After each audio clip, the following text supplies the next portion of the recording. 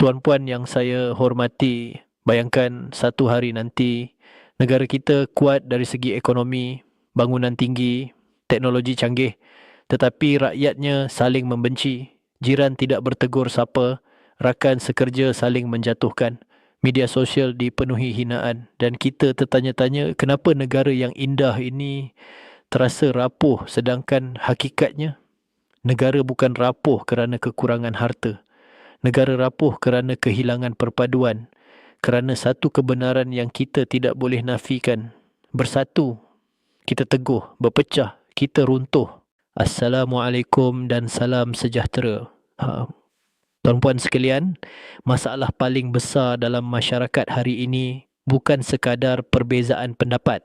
Masalah sebenar ialah cara kita mengurus perbezaan itu. Kita hidup dalam zaman yang penuh dengan suara. Semua orang boleh bercakap, semua orang boleh menulis, semua orang boleh memberi pendapat, tetapi tidak semua orang belajar untuk mendengar. Perbezaan itu lumrah, tetapi apabila perbezaan berubah menjadi permusuhan, di situlah perpecahan bermula. Masalah pertama ialah sikap terlalu cepat menghukum. Kita membaca satu kenyataan di media sosial, kita terus marah, kita terus berkongsi, kita terus menghina tanpa menyelidik, tanpa memahami, tanpa berfikir panjang. Satu komen kecil boleh membakar api besar. Masalah kedua ialah kepentingan diri yang melampau. Kita fikir apa yang baik untuk aku sahaja sudah cukup. Jika jiran susah, bukan urusan aku. Jika komuniti berpecah, bukan tanggungjawab aku. Jika negara bergolak, itu urusan pemimpin. Tetapi kita lupa negara dibina oleh rakyat. Masyarakat dibina oleh individu.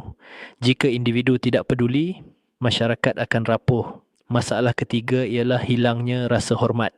Hormat kepada orang tua, hormat kepada perbezaan budaya, hormat kepada undang-undang. Apabila hormat hilang, suara menjadi kasar.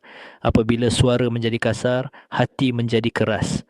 Apabila hati menjadi keras, perpaduan menjadi mustahil. Tuan-puan, perpecahan tidak berlaku secara tiba-tiba. Ia bermula dengan sikap kecil, sindiran kecil, prasangka kecil, ucapan kecil yang menyakitkan. Dan lama kelamaan, jurang itu membesar. Masalah sebenar bukan kita tidak tahu nilai perpaduan.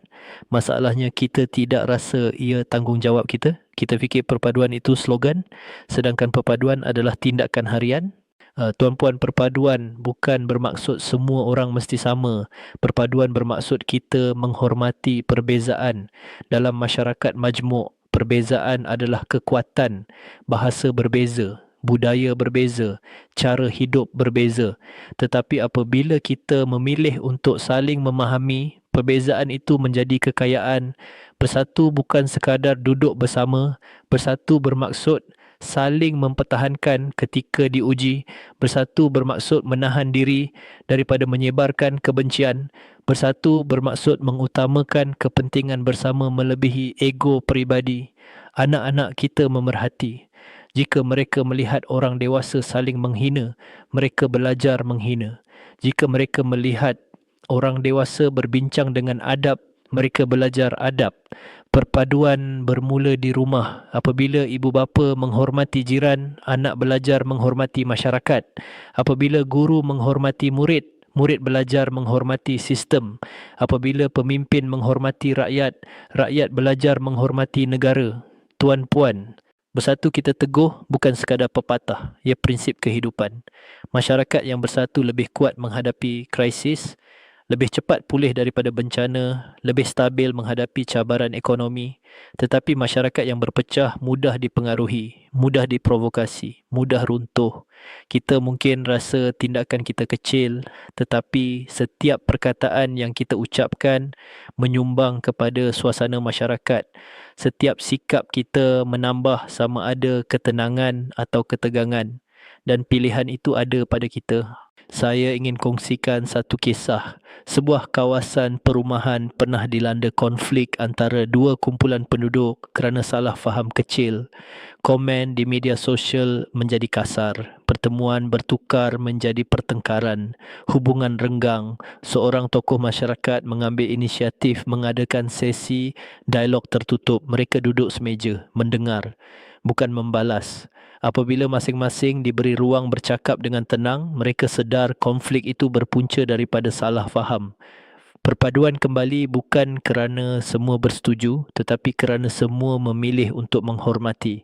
Ada juga kisah sebuah kampung yang diuji dengan bencana banjir, rumah rosak, harta musnah. Tetapi penduduk tanpa mengira latar belakang bekerjasama membersihkan kawasan, berkongsi makanan, memberi tempat tinggal sementara. Dalam musibah, perpaduan menjadi kekuatan. Tuan-puan, krisis menguji perpaduan, tetapi sikap harian membinanya. Jika kita menunggu musibah untuk bersatu, itu sudah terlambat. Bersatulah ketika aman, supaya ketika diuji, kita sudah kukuh. Tuan-puan yang saya hormati, hari ini sebelum kita tidur, cuba tanya diri sendiri, adakah aku penyumbang kepada perpaduan atau penyumbang kepada perpecahan? Adakah perkataan aku menyatukan atau memecah belahkan? Adakah tindakan aku memberi manfaat atau menambah luka? Bersatu kita teguh. Ia bukan slogan kosong, ia amanah. Amanah untuk menjaga hubungan, amanah untuk menjaga negara, amanah untuk menjadi generasi yang matang dan bertanggungjawab. Jika setiap daripada kita memilih untuk lebih sabar, lebih menghormati, lebih peduli, masyarakat akan berubah, negara akan kukuh, anak-anak akan membesar dalam suasana yang lebih selamat dan stabil. Jika perkongsian ini menyentuh hati tuan-puan, saya jemput tuan-puan untuk tekan butang subscribe dan sertai channel Pengetua AI. Di sini kita belajar bersama menjadi generasi yang bukan sahaja berjaya secara individu, tetapi bertanggungjawab kepada masyarakat dan negara. Kerana akhirnya, negara bukan diwarisi daripada nenek moyang kita. Ia dipinjam daripada anak-anak kita, dan perpaduan itu bermula dari hati kita hari ini. Assalamualaikum warahmatullahi wabarakatuh.